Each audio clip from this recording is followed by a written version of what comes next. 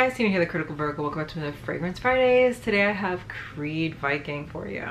I know I am super late to the game on this one. I actually put my name down for a sample a really long time ago and I never got it. So I went to the mall with the gentleman that I'm seeing and we went and made our way around many counters, and clearly we made our way to Creed. I asked the sales associate for a sample and I told her what had happened. She just kind of chuckled. He tried a few different fragrances on, didn't like Aventus, but he did enjoy Green Irish Tweed in this one. So he got to spraying this one on and spent the day with it. And my impression was, it was mixed.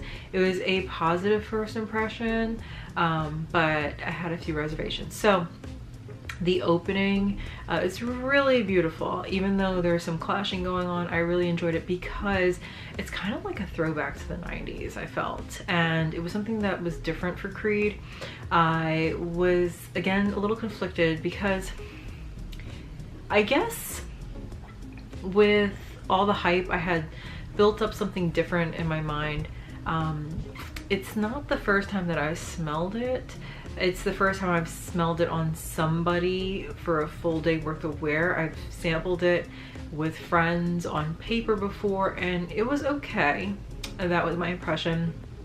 On skin, obviously, where it's very different, I enjoyed it on him. It was very fresh. That lavender really pulled, spicy, woody, and it was just very classic.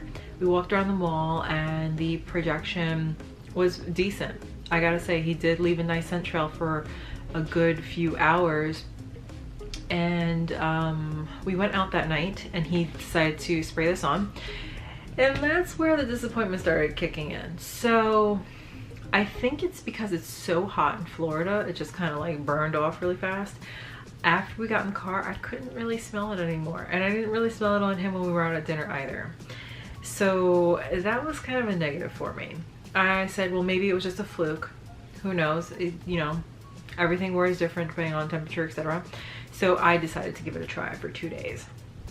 I wore it to work, and the first day I put it on, I asked the ladies that I work with what they thought about it. I didn't tell them where it was from or how much it costs, and I just wanted to know what their opinion was. I also didn't tell them if it was a fragrance marketed toward men or women. And clearly they said that it was something that was marketed for men.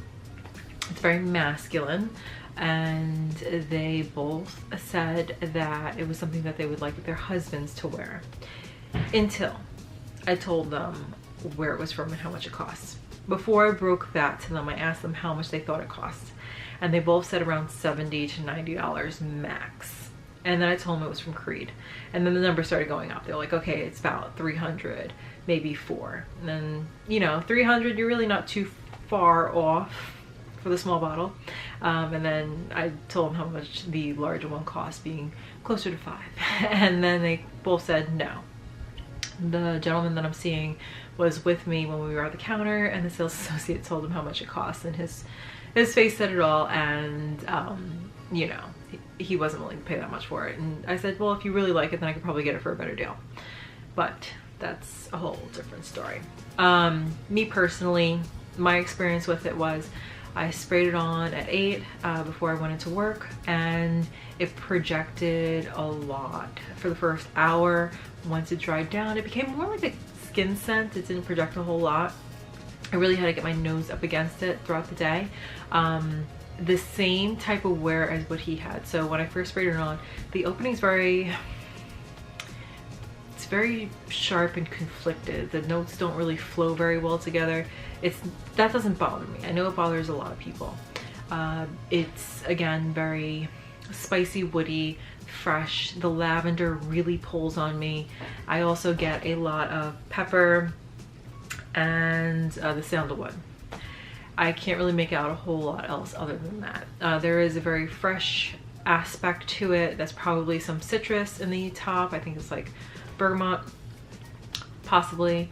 It didn't transform very much on me, and longevity on this is actually excellent. I sprayed it on at 8 and it lasted until about 5. It really started to die down at about 3:30, 4 o'clock. But for my skin, that's actually excellent wear time because most things don't last that long.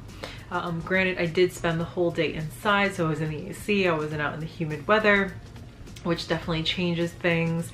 I've also been very hydrated down here, so just keep that in mind as well. I can't really pick a season as far as when this would be good.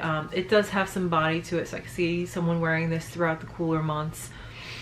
And it does wear fairly well in the warmer ones, as long as you're not in like 100-degree weather like we have in Florida, because then it just burns up and fades away very, very quick, as most fragrances do.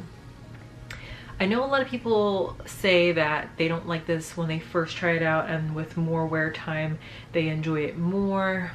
Unfortunately, I'm in the other camp where the more I wore it, the less I loved it.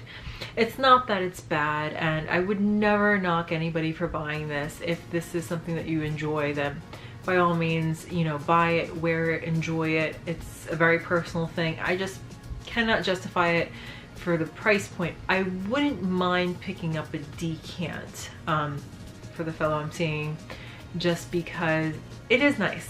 I can't lie, it's not a bad fragrance. I just can't justify spending close to $500 on something that it just wasn't really groundbreaking for me. And with a name like Viking and the whole launch to it, I think there was this higher expectation as far as fragrances go. It reminds me very much of something, again, that I've smelled before and a few times in the 90s, and it's, again, for the price, I can't justify it.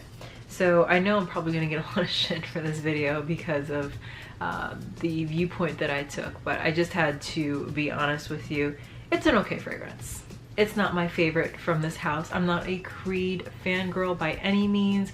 There's actually only like 3 that I really enjoy: Green Irish Tweed, Virgin Island Water, and Royal Mayfair. So those are the only 3 that I could justify spending the money on. So I hope you guys enjoyed this. As usual, if you have any questions, comments, you know where to put them. And if you have any suggestions for future videos, I am more than open to them too. You can put those down there as well. Till next Friday, guys. Bye.